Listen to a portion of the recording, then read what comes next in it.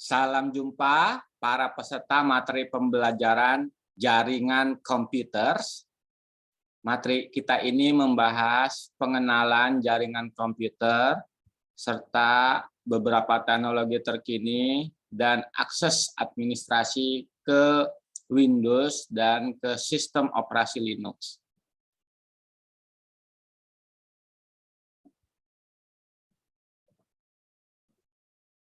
Setelah mempelajari materi ini, diharapkan peserta dapat menjelaskan konsep TCP/IP, jaringan lokal LAN, MAN, dan WAN.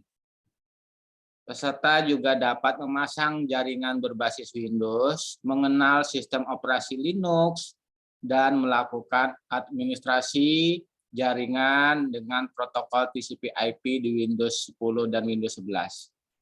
Serta mampu menjelaskan teknologi terkini pada jaringan komputer dan Wi-Fi. Sehingga diharapkan mempersiapkan Anda menjadi calon talenta digital RI. Kita masuk ya ke bagian pertama, pengantar jaringan komputer. Para peserta, konsep jaringan komputer lahir pada tahun 1940-an. Di Amerika dari sebuah proyek pengembangan komputer model I di laboratorium Bell. Ya, dan grup riset Harvard University yang dipimpin oleh Profesor H. Aiken. Nah, ini adalah gambaran bagaimana teknologi komputer di tahun 1940-an itu ukurannya besar-besar. Ya. Nah, berkembang ya, ada istilah standar komunikasi yang kita kenal untuk jaringan lokal LAN namanya Ethernet yang mulai merambah pasaran pada tahun 1980-an dan dibakukan pada tahun 1985 sebagai IEEE 802.3 standarnya. Beberapa standar yang ada jenisnya adalah untuk kecepatan 100 megabit per second, istilahnya Ethernet saja, seperti 10 base 2, 10 base 5, 10 base T, 10 base F. Yang bisa 100 megabit per second, fast Ethernet. Misalnya 100 base TX, 100 base T4, dan sebagainya. Ada lagi yang bisa 1000 megabit per second atau 1 gigabit per second. Dikenal sebagai gigabit Ethernet, ya, seperti 1000 base CX, 1000 base LX, dan sebagainya. Ini standar-standarnya terus berkembang. Ya, sampai saat ini ada istilah 10.000 megabit per second atau 10 gigabit per second. Nah, standar ini terus berkembang, belum banyak diimplementasikan. Karena di kita 1 gigabit per second saja sudah sangat cepat. Ya, terkait juga dengan harganya. Ya, begitu. Nah, jaringan yang untuk lingkup rumah kita, kantor kita, mungkin istilahnya skala setempat saja, lokal area network, skala lokal. Ya.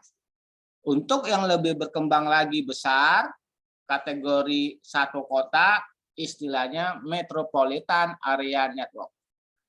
Sedangkan untuk meluas, ya, antar daerah itu wide area network atau WAN. Ya, jadi untuk latihan Anda cukup belajar instalasi LAN terlebih dahulu. Ya. Nah, standar pada jaringan komputer untuk memiliki open system sehingga mudah di dalam pengembangan perangkat jaringan komputer ada istilah OSI layer. Open System Interconnection atau OSI ini memiliki standar OSI reference model untuk open networking. Jadi model arsitektur jaringan yang dikembangkan oleh ISO pada tahun 1977. Memiliki 7 layer dia. Aplikasinya adalah pertama layer aplikasi atau application layer. Ya, ini posisi dari pengguna untuk bisa misalnya mengakses HTTP, FTP, IRC, SSH, DNS ya, di sisi paling depan ke user. Ya, lalu masuk ke bawahnya presentation layer. ya, ada Secure Socket Layer atau SLS, SSH, IMAP, FTP ya, File Transfer Protocol, MPEG, JPG. Lalu terus ke bawah untuk session layer, menangani sesi pada jaringan komputer. Ada API, socket, WinSock ya, sinkronus untuk send data ke port misalnya.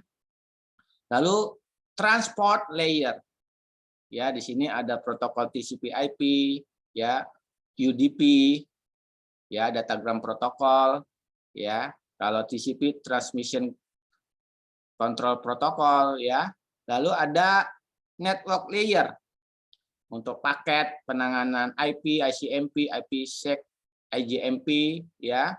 Data link untuk penanganan pada Ethernet, TCP, ya, switch, bridge, lalu sampai ke physical layer-nya, bagaimana kabel koaksial atau fiber atau wireless hubs atau repeater ya beroperasi.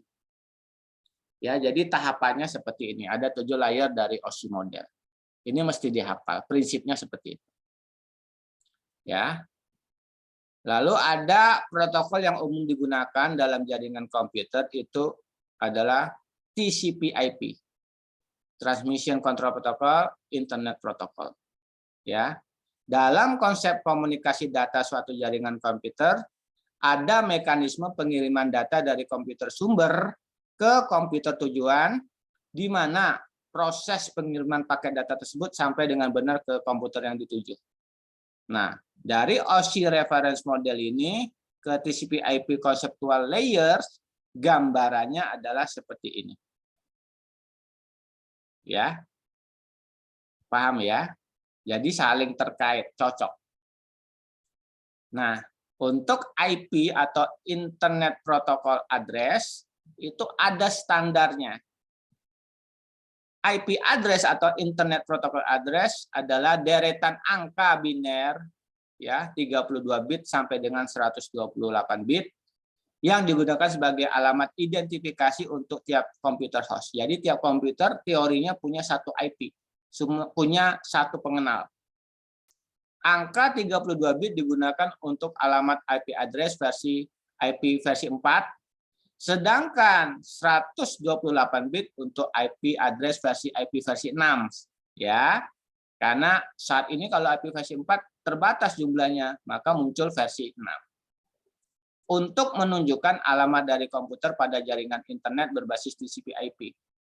IP versi 6 menjawab kekhawatiran akan kemampuan IP versi 4 yang hanya menggunakan 32 bit untuk menampung IP address di seluruh dunia. 2·32 berapa? Tentu bagusnya lebih gede lagi. Ya, seperti itu. Terbatas kalau hanya 32 bit. Nah, IP address versi 4 terdiri dari 4 oktet. Ya, 1 oktet itu 8 bit. Ya, nilai 1 oktet adalah 255. Maksudnya 2·8 itu adalah 255 totalnya. Ya. Karena ada 4 oktet, maka jumlah IP address yang tersedia adalah 255 kali 255 kali 255 kali 255. Bisa dihitung itu. Karena hanya 32 bit. Jadi terbatas jumlahnya ya. Jumlah IP address yang bisa dialamati. Ya. Nah, IP address juga merupakan bilangan biner 32 bit yang dipisahkan dengan tanda titik pada setiap 8 bitnya, 1 oktet.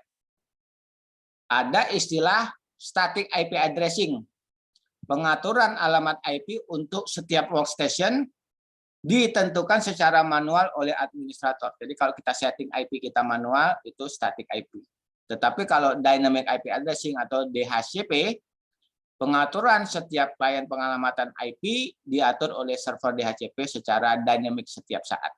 Jadi kalau komputer kita hidup, dia terkoneksi ke DHCP server, IP-nya di-set diberikan oleh DHCP server. Ya, seperti itu. Nah, ini contoh IP versi 4, ada 4 oktet, misalnya 172.16.254.1. Ya, masing-masing 8 bit. Totalnya 32 bit. Representasinya kalau 1 itu 0,00001. Ya, seperti itu. Tolong dipelajari konsep menghitung dari desimal ke bit. Begitu juga sebaliknya. Paham ya? Nah, ada pembagian kelas pada IP address. IP address dibagi dalam beberapa kelas untuk memudahkan pengelolaannya. Ada kolom namanya field net ID, berisi alamat jaringan logis dari subnet di mana komputer dihubungkan. Ya, ada host ID, alamat device logic secara khusus digunakan untuk mengenali masing-masing host pada subnet.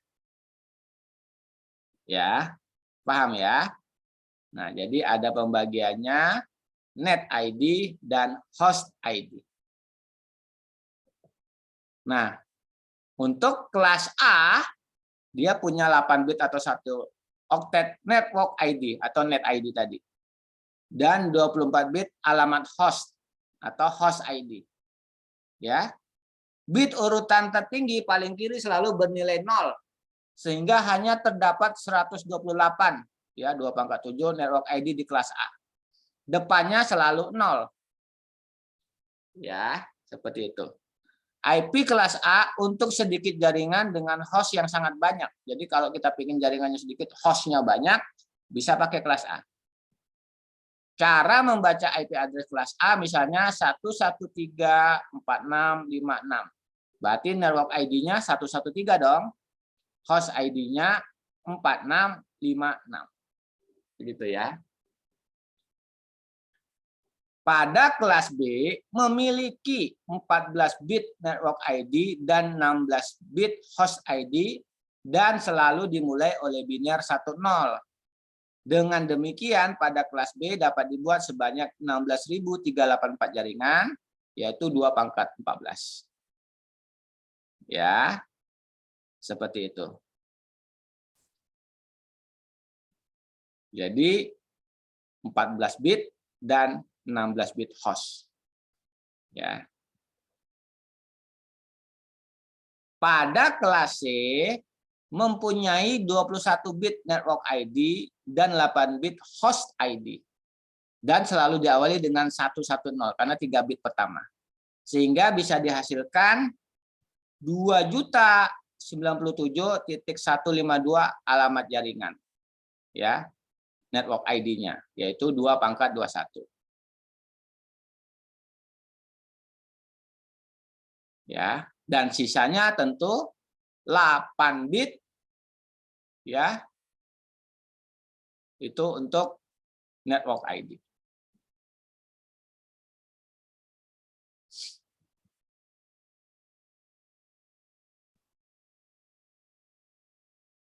Pada kelas D alamat jaringan kelas D semuanya digunakan untuk multicasting dan selalu diawali ya bit-bit 1110.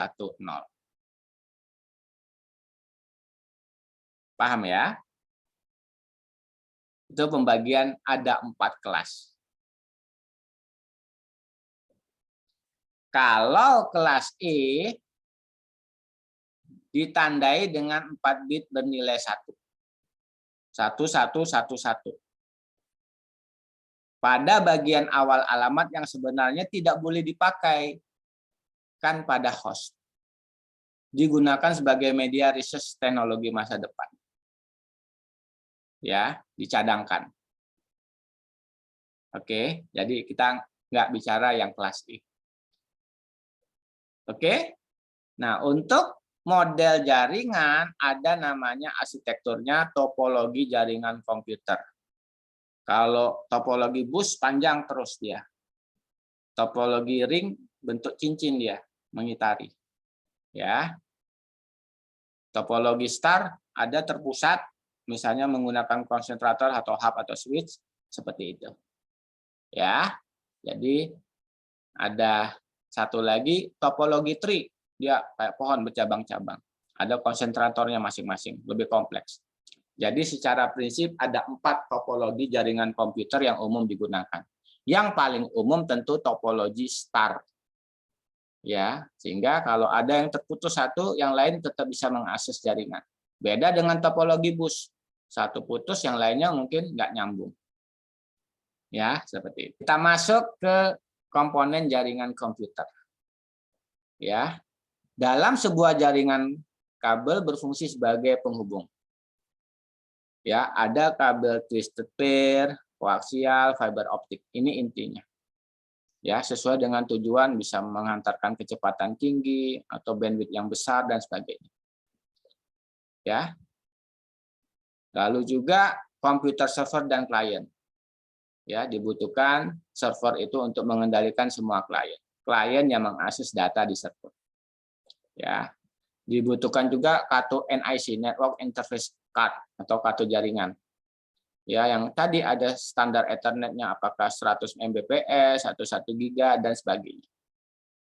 Ya, ada juga kartu wireless, ada yang kartu berbasis kabel, ada yang Wi-Fi. Ya. Dibutuhkan juga hub atau konsentrator atau switch yang lebih bagus, lebih mahalan. Dia bisa mengatur membagi rata kecepatan akses datanya. Ya. Oleh karena itu orang lebih memilih membeli switch, namun harganya lebih mahal. Router untuk menghubungkan dua buah jaringan LAN dengan alamat jaringan yang berbeda. Jadi dia bisa membatasi akses. Ya. Repeater untuk menguatkan sinyal. Fungsi utama dari repeater adalah untuk menerima sinyal dari suatu segmen LAN dan memancarkannya kembali dengan kekuatan yang sama untuk segmen LAN lainnya. Jadi memperkuat. Ya. Ini gambarannya. Ada wireless router juga, ada access point ya untuk kita bisa mengakses Wi-Fi, banyak sekali device ini. Nah, Anda harus belajar bisa membuat sharing internet berbasiskan router. Ya, jenis kabel. Ya, berbagai macam kategori tipe kabel, misalnya kabel tipe Cat1, unshielded twisted pair. Pasangan terpilih tidak ada shieldingnya.